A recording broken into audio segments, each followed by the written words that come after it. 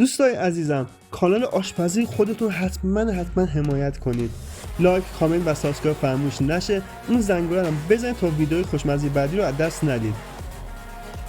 راستی اگه غذای پیشنهادی دارید حتما تو قسمت کامنت ها برام بنویسید تا در اولین فرصت با هم درست کنید و از آشپزی کردن لذت ببرید. مرسی که هستید.